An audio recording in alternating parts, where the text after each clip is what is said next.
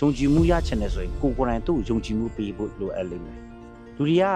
ပြဿနာတစ်ခုတက်ပြီဆိုရင်ပြဿနာကိုပုံကြီးချက်ဖို့အတွက်ပဲစဉ်းစားကြတာတကယ်တမ်းအဲ့ပြဿနာကိုငါအကောင်းဆုံးဘယ်လိုဖြေရှင်းမလဲငါတို့ဘယ်လိုဖြတ်ကျော်ကြမလဲဆိုတဲ့ဟာကိုမစဉ်းစားကြဘူးအတ္တဆိုတဲ့စကားလုံးမှာ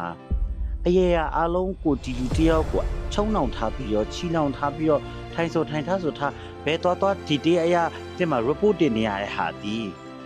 ချစ်တယ်ဆိုတဲ့အရာမှာအယူရှင်းဆုံးအတ္တလေးထားကြည့်လိုက်သူ့တန်ဖိုးထားတာမျိုးဖြစ်စေချစ်တာမျိုးဖြစ်စေပြီးတော့အလေးနဲ့ထားတာမျိုးဖြစ်ပါစေရေချတဲ့လူတယောက်အတွက်ကသပင်ကလစ်လေးတစ်ခုလေးဝယ်ပေးရင်တော့တန်ဖိုးထားတဲ့လူရဲ့လက်ထဲမှာပျော်ရွှင်မှုတွေရစီတယ်ဒီလူတယောက်ကိုချစ်နေရဲကိုကလည်းသူ့ကိုချစ်နေရဲဒီလူတယောက်ကကိုဟာဟုတ်တယ်ဆိုတော့ကိုစိတ်ထဲမှာကိုသူ့ကိုယုံကြည်မှုအပြည့်အဝပေးထားနိုင်တယ်ဆိုတဲ့အရာဒီသူ့ကိုလွတ်လပ်လပ်ချက်တာနဲ့တူတယ်ဒီလူတယောက်ကိုကိုကလေလိုချင်တက်မှတ်မှုများတယ်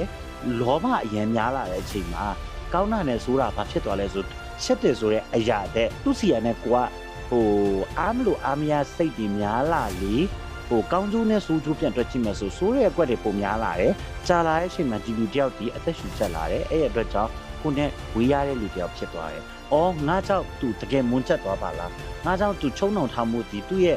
ခက်ခဲလေးနဲ့တဲ့အရာတွေများဖြစ်သွားပါသလားဘက်ကနဲ့အရင်ဆုံးသူ့ကိုအကောင်းဆုံးမြတ်တာပဲပေးလိုက်အကောင်းဆုံးဖြူစင်တဲ့အရာပဲပေးလိုက်ကိုယ့်ဘက်ကသစ္စာရှိပေးလိုက်ကိုယ့်ဘက်ကယူသားပေးလိုက်ချစ်တစ်ခုကိုအရင်အတ္တကြီးကြည့်ပြီးတော့ရှင်းအောင်ထားဖို့လည်းမလိုဘူးချက်မထားပဲနဲ့